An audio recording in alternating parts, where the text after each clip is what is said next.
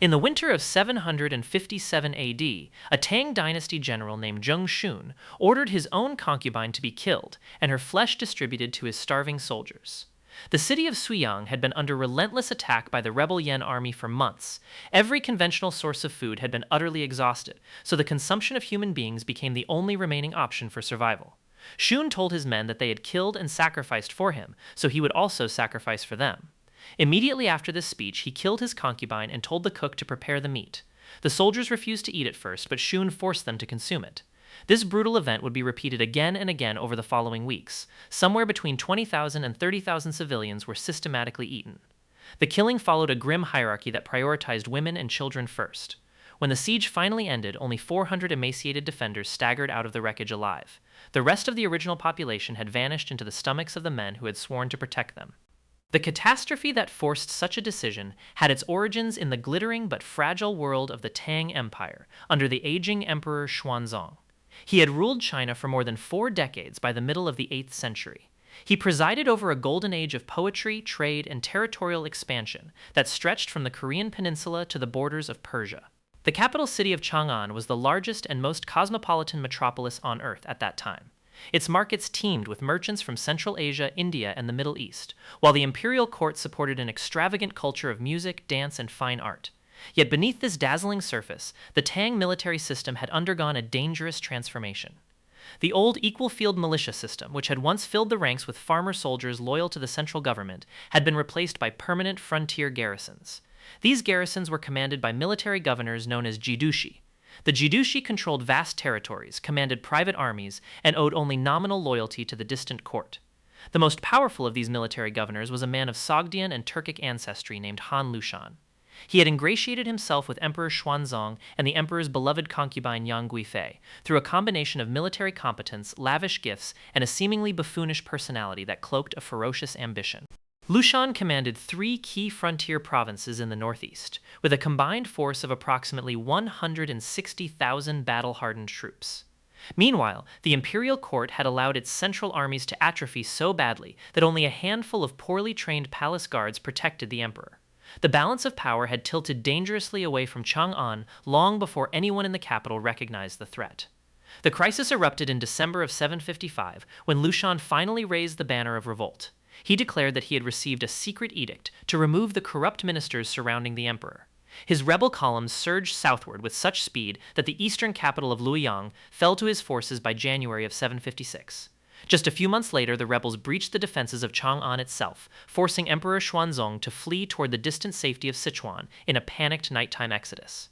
During that flight, his own imperial guards mutinied and executed Yang Guifei at Maui Post Station because they blamed her family for the catastrophe.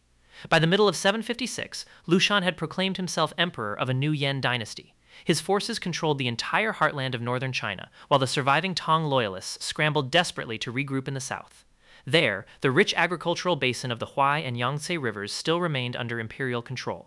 The strategic importance of Suyang lay in its position as a gateway city. It guarded the narrow corridor between the rebel-held north and the still loyal territories south of the Yangtze. If Suyang fell, the Yan armies would be able to pour southward, seize the grain-producing regions, and extinguish the last hope of Tang resistance in a single campaign. Lushan himself never lived to see this outcome, because he was murdered by his own son Han Qinshu in a palace intrigue in January of 757. That act of parricide did nothing to halt the rebel war machine. Qinshu immediately ordered his general, Yan Ziqi, to march a massive army of approximately 130,000 men against Suyang. Recognizing the existential stakes, the Tang loyalist Xu Yuan, who served as the prefect of Suyang, sent out urgent appeals to nearby garrisons for reinforcements. Among those who answered was a 48-year-old county magistrate named Zheng Shun. He had already earned a fearsome reputation for tactical brilliance and unyielding loyalty during earlier battles against the rebels at Yongqiu.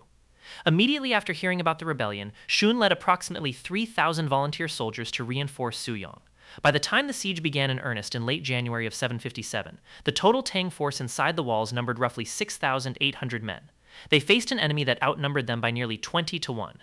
From the very first days of the siege, Shun demonstrated why he was considered one of the most innovative commanders of his era. He repeatedly launched daring nighttime ambushes against the sprawling rebel encampments and used psychological warfare to magnify the effect of his tiny garrison. One of his most famous stratagems occurred when his troops began running low on arrows. He ordered his men to sow more than 1,000 straw dummies and lower them from the battlements under cover of darkness. The soldiers beat drums and shouted to simulate a sally. The rebel archers, unable to see clearly in the night, unleashed volley after volley into the dangling figures. By the time the enemy commanders realized they had been tricked, the Tang soldiers had pulled up the dummies. They collected an estimated 100,000 arrows, which were immediately redistributed to the defenders. A few nights later, Shun repeated the same maneuver with straw figures, but this time the rebels held their fire and laughed at what they assumed was another ruse. Shun then sent 500 real soldiers down the walls in the darkness. They fell upon the complacent enemy camp with such ferocity that the besiegers were thrown into chaos and suffered heavy casualties before the raiders withdrew safely back inside.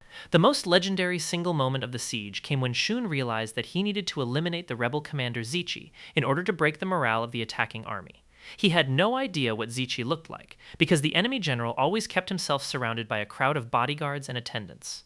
Shun devised a solution that was as ruthless as it was ingenious. He ordered his archers to craft arrows out of dry weed stalks and mugwort stems that would fly through the air but cause no injury to anyone they struck. Then he commanded his men to fire these useless projectiles into the thickest concentration of rebel soldiers massing for an assault.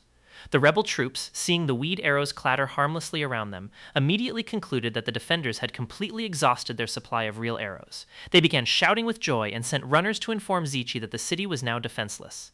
Zichi, eager to witness this moment of apparent triumph, pushed through his bodyguards and rode forward to the front of the lines. The moment Zichi exposed himself, Shun ordered his men to fire the real arrows at the commander's position. His men shot hundreds of arrows, and one struck Zichi directly in the left eye. The rebel commander crashed from his saddle in a spray of blood, while his panicked soldiers scrambled to drag him away from the walls.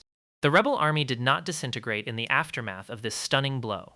The attack was called off for several crucial days. When the Yen forces resumed their assaults, they did so with a caution that had been absent before, which allowed the defenders precious time to rest and reorganize their positions. The problem that no amount of tactical brilliance could solve was the dwindling food supply. A disastrous decision by a higher-ranking district governor named He Lan Jinming, who had jurisdiction over Suyang, forced Shuyuan to share his carefully stockpiled provisions with other nearby fortresses earlier in the year. As a result, the granaries were already running dangerously low by the time summer arrived. As July gave way to August, the Tang soldiers were reduced to minuscule daily rations of rice gruel. Those who wanted more had to hunt for rats, dig for tree roots, or boil their leather armor, paper, and bark. It was a desperate attempt to stave off the gnawing hunger that now rivaled the enemy as a threat to their survival. The horses were slaughtered and eaten, then the sparrows and the rats, then every insect that could be captured inside the walls. By late August, the remaining garrison of 1,600 men was so weakened by starvation that many could no longer stand at their posts. Shun understood that unless help arrived from the outside, the city would fall not to an enemy assault, but to the simple biological reality that human beings cannot live without food. He selected 30 of his best cavalry troopers and placed them under the command of Nanjiyun. Their orders were to break through the encircling Yen siege lines and ride to the nearest Tang garrisons to beg for immediate relief. Against all odds, Jiyun and 26 of his companions managed to fight their way out through the enemy cordon. They galloped toward the city of Linhuai, where the district governor He Lan Jinming commanded a substantial force of loyalist troops. That force could have changed the entire course of the siege if it had been committed to the fight. When Jiyun arrived at Linhuai, he prostrated himself before He Lan Jinming and described the unspeakable suffering inside Suyang. The governor refused to send a single soldier. He Lan Jinming had grown intensely jealous of Shun's growing reputation for heroism. He feared that if Shun survived the siege, his fame would eclipse all other commanders in the region. He instead offered Jiyun a lavish banquet in his private quarters. The tables groaned under meat, wine, and fresh vegetables, while he tried to persuade the young officer to abandon Suyang and join his own command. Jiyun stared at the food and then began to weep uncontrollably.